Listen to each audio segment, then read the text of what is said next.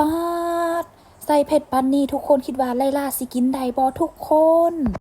สบายดีมื้อนี้ไลล่ากับสิพามากินข้าวเปียกหรือว่ากล้วยจับยวนเวียดนามที่ตั้งอยู่ประเทศไทยนั่นเองทุกคนก่อนอื่นเฮาก็ต้องได้ขี่รถไปก่อนเนาะระหว่างขี่รถไล่ก็ลุ้นตลอดว่าตอนใดสิฮอดเพราะว่าไล่บ่ฮู้ว่าร้านข้าวเปียกหรือว่ากล้วยจับยวนตัวนั้นอยู่ไสในที่สุดก็มาฮอดแล้วทุกคนโอ้ยโคตรตื่นตาตื่นใจโคตรตื่นเต้นเลยว่าอุ้ยสิได้กินกล้วยจับยวนหรือว่าข้าวเปียกลาวที่ตั้งอยู่ไทยนั่นเองแต่ว่ารสชาติมันยังคล้ายๆคือกันเด้อพี่น้องเด้อหลังจากลงรถมาแล้วเฮาก็ได้เลาะซอกห้านข้าวเปียกหรือกล้วยจับยวนตอนแรกไล่ก็เอิ้นว่าข้าวเปียกไทยเพราะว่าบ่เคยได้กินข้าวเปียกไทยจักเทื่อก็เลยอยากซิมข้าวเปียกไทยเบิ่งแต่ว่าเอ่ยว่าบ่มีเด้อข้าวเปียกไทยเด้อมีแต่กล้วยจับยวนว่าสิโอ้โหแต่หน้าตาคล้ายๆคือกับข้าวเปียกลาวเลยทุกคนและนี่ก็คือบรรยากาศห้านของเพิ่นคือคนโคตรหลายเลยโคตรเต็มเลยเฮาได้ต่อคิวแล้วมาเบิ่งป้ายชื่อเพิ่นว่าอันนี้ก็คือป้ายชื่อเพิ่นเขียนว่ากล้วยจับยวนเวียดนามนั่นเองทุกคนแต่มันคล้ายคือข้าวเปียกลาวอีหลีได้อันนี้คือข้าวเปียกในไทยเด้อสิตั้งชื่อว่าข้าวเปียกในไทยเลยซะกล้วยจับยวนเวียดนามราคาก็จะประมาณนี้เด้อ1ถ้วยต่อ70 บาทถ้าคิดเป็นเงินลาวก็จะประมาณ 45,000 กีบและอันนี้ก็คือน้ำซุปของมันแล้วก็น้ำต้มของมันเนาะทางห้างเพิ่นก็มีพนักงานหลายเพราะว่า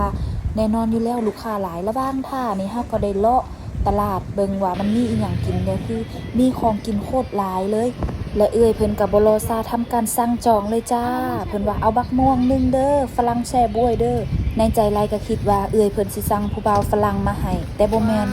สุดท้ายได้บักซีดาบ้านไลนั่นเองบ้านไลลาเอิ้นบักซีดาเด้ออันนี้ก็คือหน้าตาน้ำจิ้มของมันมีหลายรสชาติแห่งทุกคนเป็นตาแซ่บตัดมาที่ของหวานเฮาก็ได้เห็นขนมปังปิ้ง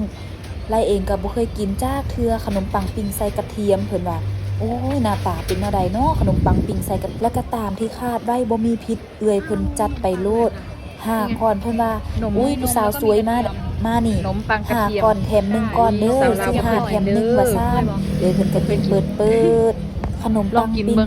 ก็มีหลากหลายใส่แห้งหลากหลายรสชาติเพิ่นเอา3รสชาติเด้อแต่ก็บ่ฮู้ว่ารสชาติใดไลลาเองก็บ่ฮู้เพราะว่าไลลาบ่เคยกินเดี๋ยวสิกลับเอาเมื่อกินอยู่ห้องก่อนตอนนี้เฮาก็สิได้มาเลาะซอกซื้อห้านขนมอีกห้านนึงก็คือขนมเบื้องในใจก็คิดว่าแล้วนะกลับไปลาวบ่แม่นฮอด80 โลพุ่นบ่คือมาจัดหนักจัดเต็มแท้แล้วก็มากินขนมเบื้องอีกน่ากินจังเลย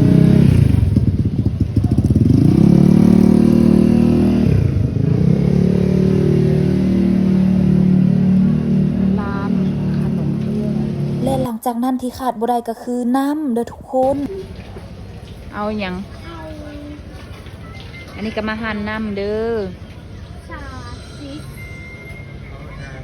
ชาไทยมันมีอันนี้นมชมพูชีสมีนมชีสมีชาเขียวชีสเอานมสดชีสเอานมสดชีสด้วยค่ะ1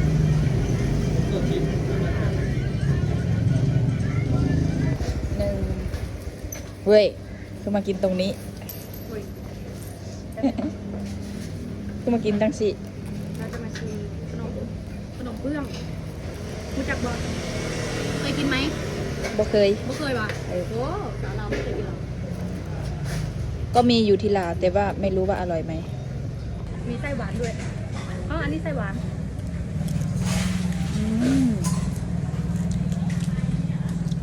ใส่หวานทุกคนเมื่อกี้กินใส่เค็มแซ่บมากินเฟอร์ฮันน้ำอันนั้นทำอะไรบวยเธอรู้ไหมว่าประมาณต่อไปฉันคืออะไรนี่นมสดครับนมสดชีสเคยกินแต่นมสดเด้อบ่เคยกินชีสมีอันนี้ด้วยเดี๋ยวจะไปดูมีชิมมึงชิมก็เด้อไหนจ๊ะส้มเลยแซ่บโอ้ยนี่ชานมชีสหลังจากที่ได้ของกินแล้วเฮาก็มาเบิ่งข้าวเปียกของเฮาหรือว่ากล้วยจับยวนของเฮาได้แล้วเด้อทุกคนเด้อเฮาได้คิวแล้วเด้อคือเป็นตาแซ่บแห้งกระดูกหมูเน้นๆต้มแบบเปื่อยๆแล้วเองกระทั่วป้าคือมันได้หลายแท้ว่าบ่จักเส้นบ่จักซีนบ่จักดูกหมู คือสิเป็นตาแซ่บเนาะมันก็มียอนำเด้อทุกคนเด้อห้างตัวนี้แม่นเพิ่นให้หลายแท้หลายว่าในใจคิดว่าสิกินเบิดบ่เนาะหลังจากนั้นไลลาก็สิซีมเบิ่งว่ารสชาติมันเป็นจังไดเอารวมๆเลยก็คือโคตรแซ่บเลยทุกคนแต่ว่าไลลาเป็นคนมักกินเผ็ดนี่ปึ้งเอามักเผ็ดใส่หลายๆโลดเป็นจังได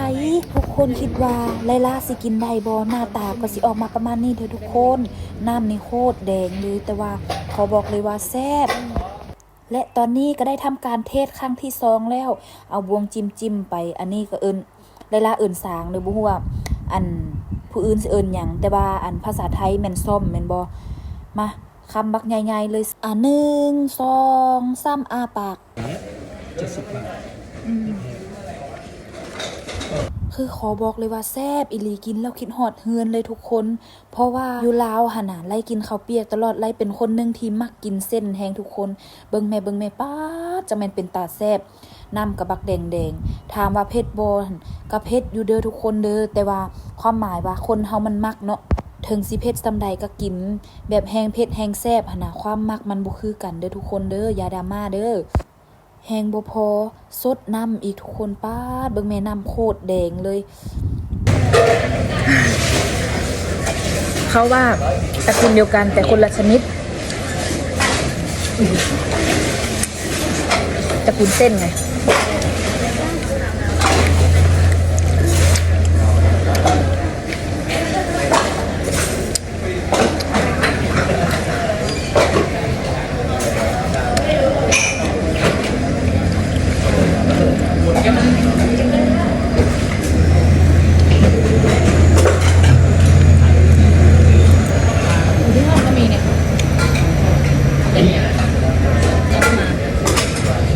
มือนาสิตำกับ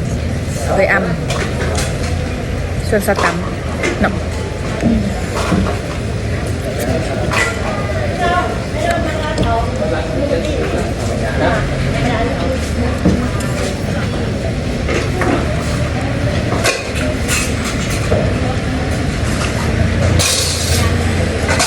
เยอะๆนะไม่ใช่ดูยาเดือนหน้าจะเป็น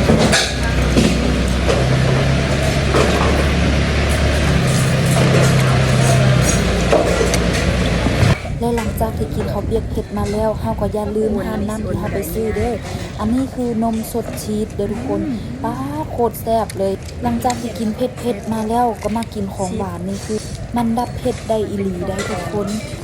มาเฮามาลองซิมเบิ่งน้ำมันป้าซื่นใจแฮงและมาเบิ่งผลหลังจากกินไป15นาทีว่าสิหมดบ่คือของไรนี่เบิดเลยเด้อตอนทำอิฐคิดว่าจังใดก็บ่หมดเพราะว่ามันหลายโพดหั่นแต่ก็คือมันแซ่บแฮงก็เลยกินเอา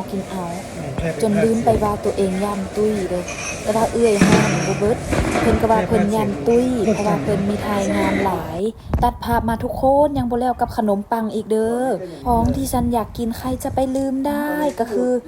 มากินต่อจ้าลืมไปเลยว่าย่านอ้วนเพิ่นว่าซั่นแต่เอื้อยเพิ่นว่าบ่กินย่านตุ้ยในที่สุด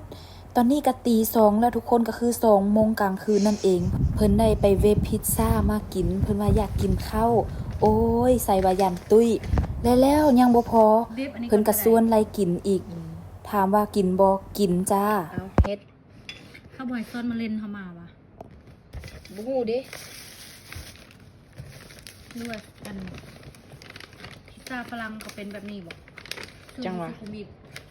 ไม่รู้ ร้านรู้มากมีแต่พิซซ่ากับไวน์อุ้ยเขาตัดให้แล้วนี่หว่านี่ไงใช่นี่ มาว้าวว่าน่ะร้อน ว่า เอามือเลยเด้อแล้วให้มันเย็นก่อนไปซื้อพัดลมบอกซื้อพัดลมมันแข็งคืองงมากตอนนี้4 โมงยัง11พากันกินพิซซ่าตี 4แล้วก็บอกว่าอ้วนกินซ้ำมื้ออื่นยังจุนน่ะอีลูเลย